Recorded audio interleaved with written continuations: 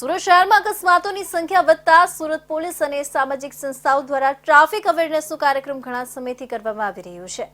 ત્યારે આ ટ્રાફિક અવેરનેસના કાર્યક્રમમાં સઘન Gujarat chamber of commerce and industries દ્વારા પણ ઝંપલાવવામાં આવ્યું છે। સઘન Gujarat chamber of commerce and industries દ્વારા કામદારો જેમની પાસે કોઈપણ પ્રકારની અવરજવર માટેના સાધનો હોતા નથી અને તેઓ પોતાના કામ પર જવા માટે અને આવવા માટે સાયકલનો ઉપયોગ કરતા હોય છે,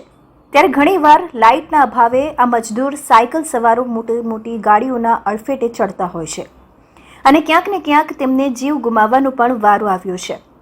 તે અનુસંધાને સઘન Gujarat chamber of commerce and ઇન્ડસ્ટ્રીઝની સાથે સાથે ટ્રાફિક પોલીસે પણ આ સાયકલ ઉપર રિફ્લેક્ટર લાઇટ લગાવવાનો પ્રયાસ હાથ ધરાયો હતો, જે અનુસંધાને આશરે 500થી પણ વધુ સાયકલોને આ રિફ્લેક્ટર લાઇટ લગાવવામાં આવી હતી। આ બાબતે કામિની ડુમ્મસવાલા કે જેઓ સઘન Gujarat chamber of commerce and ઇન્ડસ્ટ્રીઝના ટ્રાફિક અવેરનેસ અને એજ્યુકેશનના ચેરપર્સન સાથે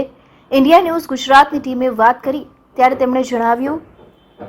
કે જ્યારે અમે આ નાના વર્ગના કર્મચારી સાયકલ સવાર આ રિફ્લેક્ટર લાઇટ લગાવવાનું શરૂ કર્યું,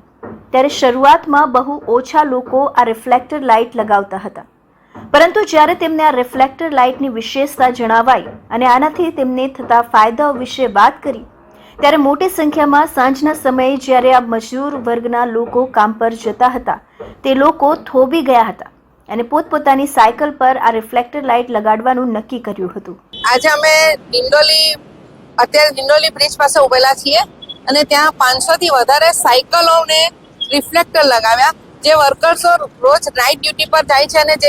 દિવસની શિફ્ટ કરીને રાત્રે પાછા આવે છે, એ લોકોની સાયકલને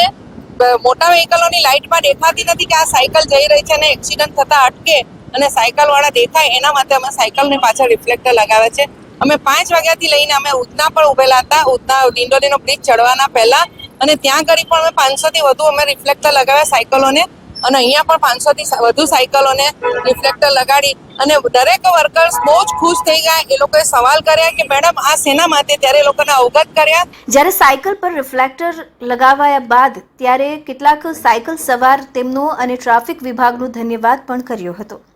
કારણ કે લોકોને પોલીસ વિશેની જે માનતા હોય છે તેમાંથી ભિન્ન થઈને જ્યારે ટ્રાફિક પોલીસ આ કામ કરતી હોય છે, તેથી આ તમામ સાયકલ સવારે તેમનો ધન્યવાદ કર્યો હતો। વધુમાં કામિની ડુમ્મસવાલાએ જણાવ્યું હતું કે આ કાર્યક્રમ 3 દિવસ સુધી ચાલશે અને જેમાં હજારોની સંખ્યામાં જે સાયકલ સવારો છે તેમને ટ્રાફિક એવરેજના મુદ્દે આ રિફ્લેક્ટર લાઇટ લગાડવામાં આવશે।